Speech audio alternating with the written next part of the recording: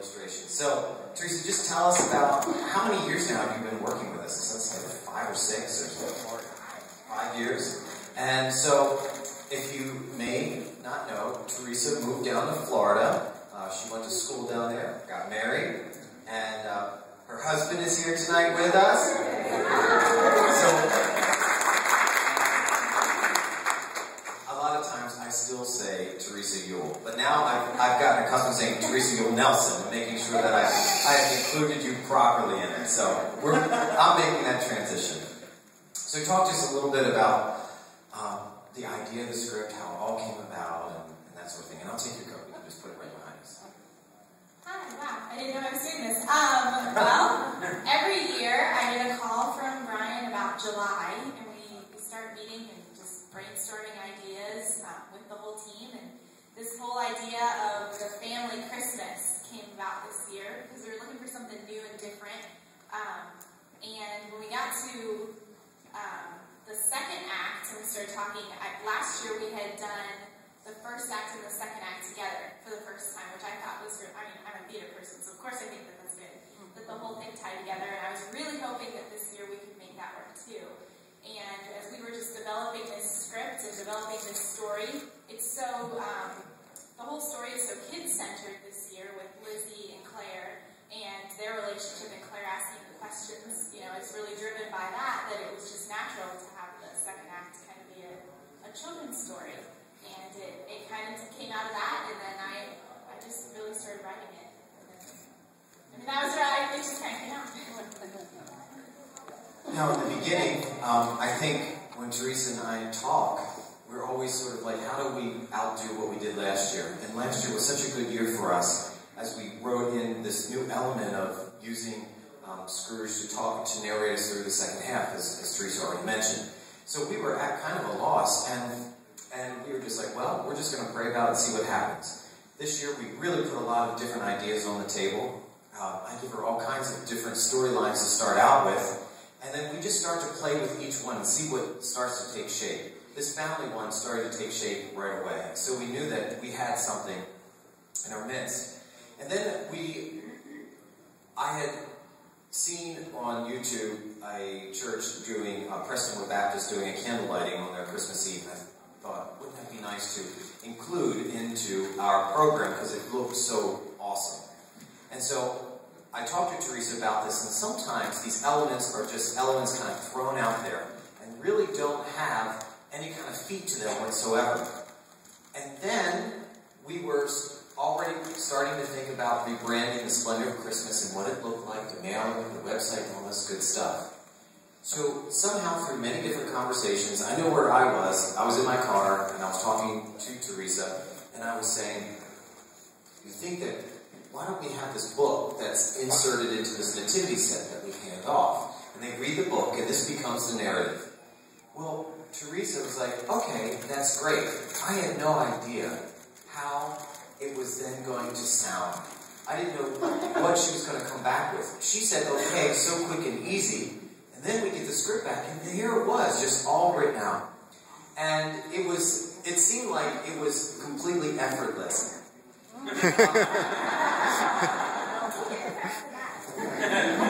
But, as you well know, anything that is done that well is usually not effortless. And anything done like the script or this production, you know it's not done very easily, and it's not just a fly-by-night kind of ordeal. So we got the script, we had it in hand, and then we were like, okay, so how do we get this book onto the screen, and what do we do next to be able to share the visual? Well, that's when we remembered Kelley. Kelley had entered a book that she had done. What was the title of that book? Gabrielle's Greatest Gift, into our fine arts competition that's usually held here at Trinity. And what happens is all of the students from the Potomac District, so that's Maryland, Washington, D.C., Virginia, West Virginia, and the northern part of North Carolina, come and meet here for a weekend. This is where they do all their vocal stuff, all their instrumental, acting, large group ensemble, photography, and there's this illustration category. Well, I had never seen any of your work prior to that fine arts. And then, sitting around the table, just talking this through with our director's team, we said, we gotta contact Kelley to see if she would illustrate this book. So, Kelley then gets a phone call from us, and Mom and Dad are kind of involved with it at this point too. Is Lauren in here? There she is. Okay. And we start to share the vision. What were your thoughts when you heard about it for the first time? I was really happy because this is such a huge opportunity to have. I was just really excited that I had the chance to get to do this. So we just started to talk it through. Once again, I didn't have any legs on this. I just said, you take it. I know about the sections that we have. There's an angel section, a Mary section, a King section. See what you can put to it. Well, we kind of had a rough idea of what our timeline was going to be. And then somewhere right before Thanksgiving, you had given us a sample, I think it's still hanging in Amy's office, of, was it Mary and Joseph? And the baby Jesus. And at that moment, we saw for the first time what this was going to look like. And we knew that it was just fantastic and beautiful. So the combination of both of your talents that the Lord has gifted you with, put together, and here we have a wonderful, wonderful book for the Splendor of Christmas, which next we will use on Christmas Eve to read to our children. And we also are going to be producing the book for Christmas Eve to hand out to all the kids on Christmas Eve. So all the kids who are here as a part of our church, because of what you two have collaborated on, will get a book, The Splendor of Christmas. Now, what I'd like to do is present to you each your own copy of The Splendor of Christmas.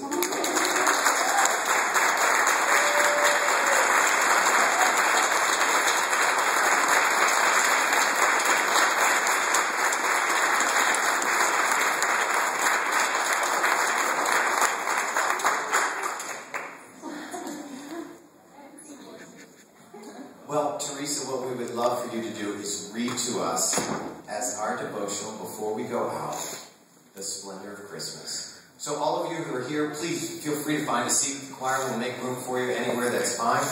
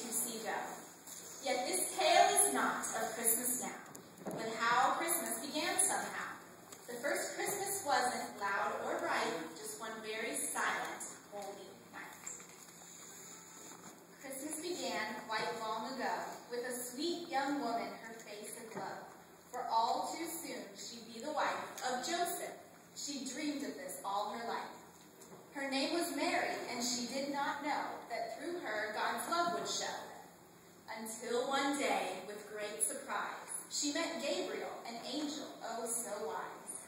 "Fear not," he said, "I bring good news. For you, sweet Mary, did God choose to bring his blessing to everyone. Mary, you're going to have God's son." And though she didn't understand, she trusted Gabriel and his news so grand. But Joseph, he remained a doubter and thought it best to go on without her. Until one night he had a dream, and an angel told him of God's scheme, that Mary soon would birth a son, and through him God would bless everyone. "You'll name him Jesus," the angel said, "and salvation will come in his stead." So Joseph took Mary to be his wife, and together they began their life. But when it was time for the baby's birth, they had to travel far across the earth, to Bethlehem, where Joseph was from. It was while they were there that the baby did come. And though Joseph tried to hide Mary in bed, There were no more rooms for her to rest her head, but one innkeeper took pity on their plight and offered his stable as their room for the night. And in that barn, on a night so sweet, Mary and Joseph, God's Son, did meet. A star shone bright in the sky on its posts, and Alleluia sang the heavenly hosts. Some shepherds tending their flocks by night saw the angels and quaked at the sight. They knew they must go see the infant that morn and shout from each hill, Christ the Savior is born. As 3 wise men were studying in lands afar, they looked to the skies and saw a strange star that had come to rest where the Christ child was laid and shone ever so bright from the spot where it stayed. A star of wonder, oh what a sight, a star of royal beauty bright, cried one wise man as he gathered his wits, I must follow that star to the place where it sits. The 3 wise men they traveled with entourage in tow, over mountains and through valleys, bearing gifts they did go. The birth of a king was what the star told, so they were bringing him gifts, myrrh, frankincense, and gold. Mary felt her heart flutter as she brushed off a tear. Then she held the child close as she sang in his ear. God's only Son, in my arms here you lay. Jesus, you will change the whole world one day. Mary's voice was so sweet as she rocked that small child, holy infant in a manger so tender and mild. As Joseph watched over the infant with joy, sleep in heavenly peace, he said to the boy. The shepherds and kings came to Bethlehem expecting to see a prince in a palace as they'd been projecting. But when they arrived, nothing could have been stranger, for there lay their king, swaddled in a small manger. His parents, they were neither royal nor rich, and at first the men thought that there was some sort of switch. But they knew when they looked at the infant that night that this babe was God's Son, love's pure light. Each year Christmas comes in all of its splendor, yet all this joy came from a baby so tender, to mark his great birth like this candle by night, to remind us he is God's Son, love's pure light.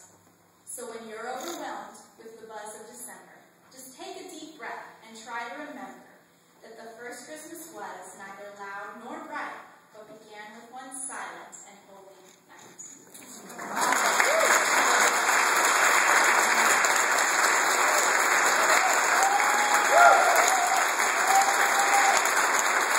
Thank you, Theresa and Kelley. That's beautiful. Beautiful. So special. Thank you. Moms are all tearing up over here. What a wonderful collaborative effort, not just by the both of you, but this congregation as we come together and put the Splendor of Christmas on for our community congregation. So, thank you so much. This will be the first time you see the show. So not only is this the first time for you to see the illustrations, but this is the first time this year for you to kind of see the production put together and the script come together. And I think you're going to enjoy the characters, don't you, choir? We've given them some life that they already had off the page, but now they're kind of put out there. It really brings home the message. And just want to prepare you, there is nothing more stunning than the candle lighting at the end of this book in the country. So thank you all. Merry Christmas. Thank you, moms and dads, for helping us along and all of your shared support in this. And we appreciate you so much. We'll see you out there. Okay.